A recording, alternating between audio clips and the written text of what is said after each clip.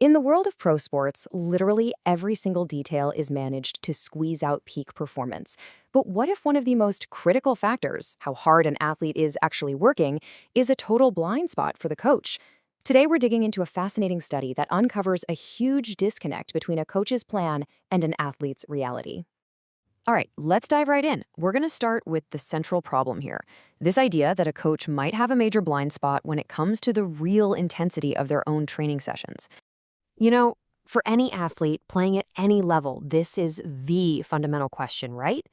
Getting that balance just right is everything. But what happens when the person designing the workout doesn't really know how hard you're actually working? For the pros, this isn't some small problem. We're talking about a training load that has to be dialed in with absolute precision. You push too hard and you're risking exhaustion, injury, the whole thing. But if you don't push hard enough, you're just not going to get the gains you need to win. It's a tightrope walk. And look, the stakes could not be higher.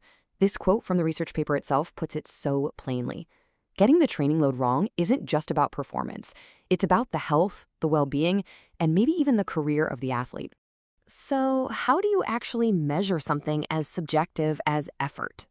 It feels impossible, right? Well, let's see how this research team went about quantifying the daily grind of a professional sports team. To figure this out, researchers basically embedded themselves with a top-tier Brazilian futsal team for an entire 45-week season. Think about that.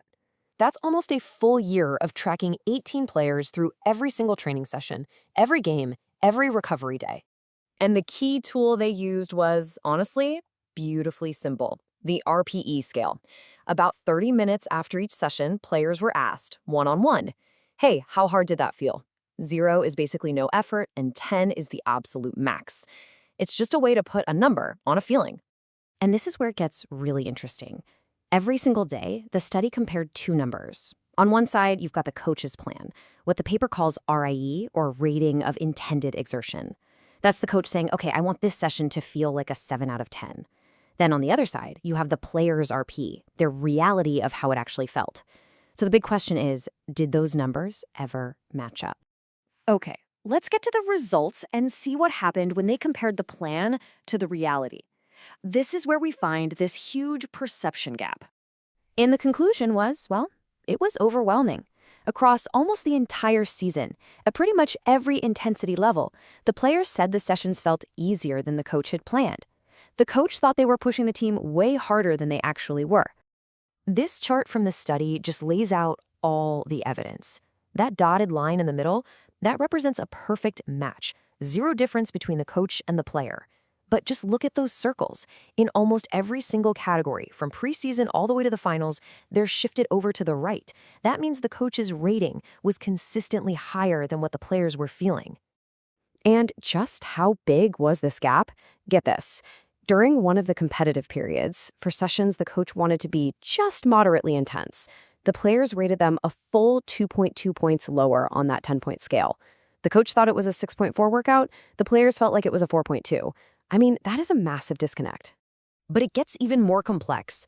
This gap wasn't some constant thing. It actually changed and shifted over the course of that long, grueling 45-week season. Let's break down how. So the season was basically broken down into 4 distinct phases.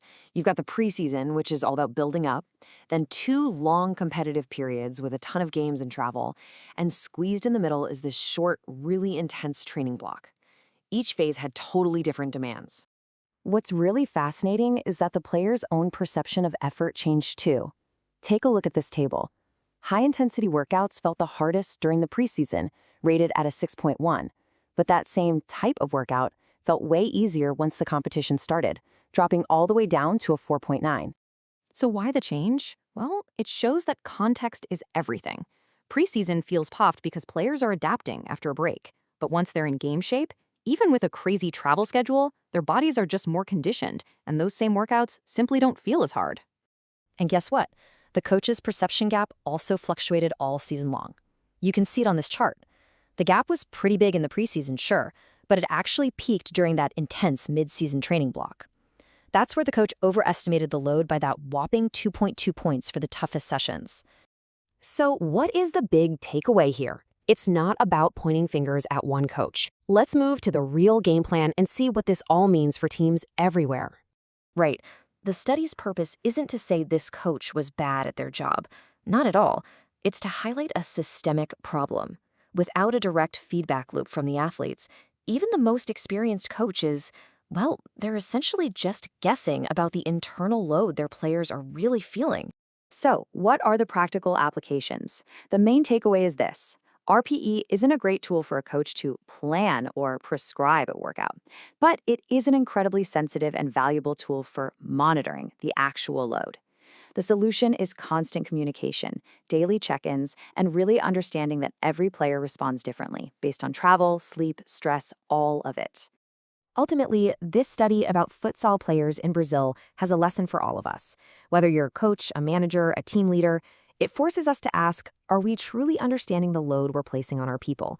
And more importantly, how can we create the feedback systems we need to close that perception gap?